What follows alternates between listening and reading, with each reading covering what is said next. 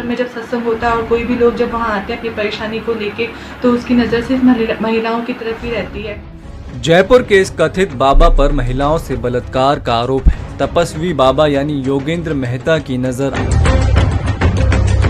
आश्रम आने वाली नई महिलाओं पर रहा करती थी। बाबा महिलाओं की तारीफ कर उन्हें जाल में फंसाता था। नई महिला को देखकर उसकी तारीफ करता है कि ये बाई किसकी है, ये तो लक्ष्मी स्वरूपा है, ये पुण्यवती है, भाग्यशाली है। फिर वो महिला जब पास में आकर बैठती है, उसके परिवार के सदस्य भी जब पास में आकर बैठते हैं और अपनी परेशानी बताते हैं, तो वो कहता है कि यहाँ आश्रम में रुको और आश्रम में रुककर सेवा करो, गायों की सेवा करो। ऐसा बोलकर परिवार के एक सदस्य को और उस महिला को रोक लेता है। 2-3 दिन या थोड़ा टाइम निकल जाने के बाद उसे अपनी सेविकाओं के द्वारा रात को अपने कमरे में बुलाता है और फिर उनका शोषण करता है। किसी को ना बताए इसलिए उनको घर बर्बाद करने की धमकी देता है और फिर बार बार उनका शोषण करता रहता है। मैं वहाँ अपनी पारिवारिक कलेश की वजह से गई थी और वहाँ जाने के बाद उसने मुझे 7-8 दिन आश्रम में रुकने के लिए कहा। उसने अपनी सेविकाओं के द्वारा मुझे अपने रात को अपने कमरे में बुलाया। वहाँ उसने मुझसे हाथ पैर दबाए। फिर धीरे धीरे वो हाथ पैर से अपनी छाती, सिर वगैरह सब दबाने लग गया। फिर मुझसे धीरे धीरे कहने लगा कि मैं तुम्हारा समर्पण भाव देखना चाहता हूँ, गुरु को सब कुछ समर्पित कर दो।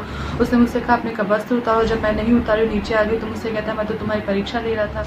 परिवार को जान से मारने की धमकी दी और उसने मेरे साथ बलात्कार किया। बाबा महिलाओं को सेवा के बहाने आश्रम में रोकता था। प्रसाद और पकौड़ों में भांग खिलाकर उनके साथ दुष्कर्म करता था। एक दिन उसने रात को मुझे अपने कमरे में बुलाया और अपने हाथ पैर दबाने को कहा। मैं हाथ पैर दबाने लगी, तब उसने मेरे को कुछ प्रसाद दिया और उस प्रसाद को खाने के बाद में उसने मेरे साथ बलात्कार किया। कुछ समय बाद में उसने मेरे को डरा धमका के वापस से बुलाया और वह मेरे को डरा धमका के मेरे साथ में बार बार करने लगा। मैं ही नहीं, वहाँ पर कई औरतें, कई बच्चियाँ, उनके साथ में भी डरा डरा के धमका धमका के उसने कई बार दुष्कर्म किया है। औरतें और बच्चियाँ प्रेग्नेंट हो जाती तो उनको प्रेगनेंसी की टैबलेट्स मंगवाई जाती उनकी वहाँ रहने वाली सेवकाओं के द्वारा और उनको दी जाती।